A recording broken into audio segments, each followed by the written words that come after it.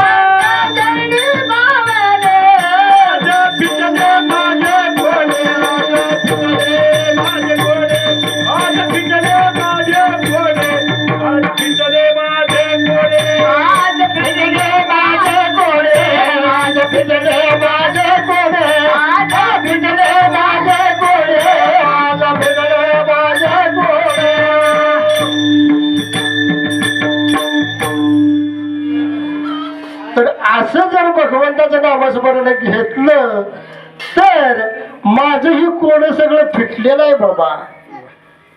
आणि अशी जन्माला मुलं यावी ती त्यावेळेस आपल्या कुळीचा उद्धार होतो महाराज, नाहीतर कुळीचा उद्धार होत नाही. अरे आज आपण या ठिकाणी उभं आहे ना, आपलीच मुलं सीमेवर आपल्याला लढायला दिसतात, आपलीच मुलं त्या सीमेवर लढत असतात.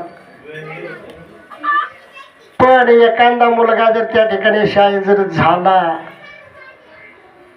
तर त्या कुटुंबाची कंडिशन बघत राहा रे बाबा, त्या कुटुंबाची कंडिशन बघत राहा. 6 महिन्याचं मूल जन्माला आलेलं आहे, तिची पत्नी सासू सासऱ्याला सांभाळण्यासाठी गावी आहे आणि ती 6 महिन्याचं मूल आहे बाबा. आणि दिवाळीचा सण आला, आदल्या दिवशी तार आली की मी दिवाळीच्या सुट्टीला येणार आहे रे बाबा. बाबा आई, मी दिवाळीच्या सुट्टीला मला सुट्टी मिळणार आहे आणि मी येणार आहे. आणि दिवाळीला यायच्या अगोदरच 2 दिवस सुट्टी ते मुलगा मागत असताना साहेबांनी सुट्टी दिली. गावाला येण्याची तयारी झाली आणि तयारी झाल्यानंतर तोपर्यंत त्या अधिकाऱ्याचा फोन अधिकाऱ्याला आला. त्यावेळेस त्या मुलाला अधिकाऱ्याला थांबवून घेतलं. तुझी आज जाण्याची तिकीट आहे, कॅन्सल कर आणि उद्याच्याला जा. अरे अधिकारी आहे, अधिकाऱ्याची ताकद बारकी नसती महाराज. अधिकाऱ्याचा शब्द त्या मुलाला ऐकावा लागला.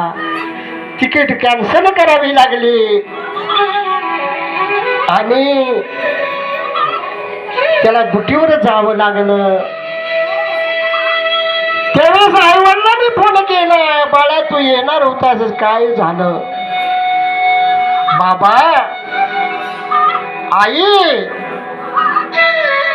मी आज गाडीला बसणार होतो, परंतु साहेबांनी सांगितलं आजच्या दिवस तू दुटीवर जा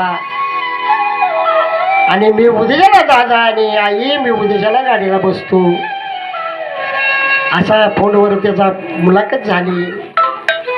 आई संग मुलगा बोलला, बा संग मुलगा बोलला, पत्नी संग मालक बोलला आणि पत्नीला सांगितलं बाळाला सांभाळ, बाळाला जीवापलीकडे सांभाळ. तोपर्यंत तो दुटीवर गेला आणि दुटीवर जात असताना दुटीवरची 2 घंटा बाकी असताना 2 तास बाकी होतं बाबा सुट्टी गेला. त्यावेळेस अचानक गोळी आली आणि गोळीने त्याचा घात केला आणि तो शाळेत झाला. महाराज शाळेत झाला आणि शाळेत झाल्यानंतर ज्या गाडीला मुलगा माझ्या घरी यायचा होता त्या गाडीची वाट बघायला बाप त्या बस स्टॉपवर गेला. महाराज बस स्टॉपवर गेला, गाडी निघून गेली आणि गाडी निघून गेल्यानंतर तो परत आला आणि दुसऱ्या साध्या गाडीच्या टायमाला तो त्या ठिकाणी बस स्टॉपवर गेला. आता तरी माझा मुलगा येईल, पण झालं काय, डायरेक्ट त्याची गाडी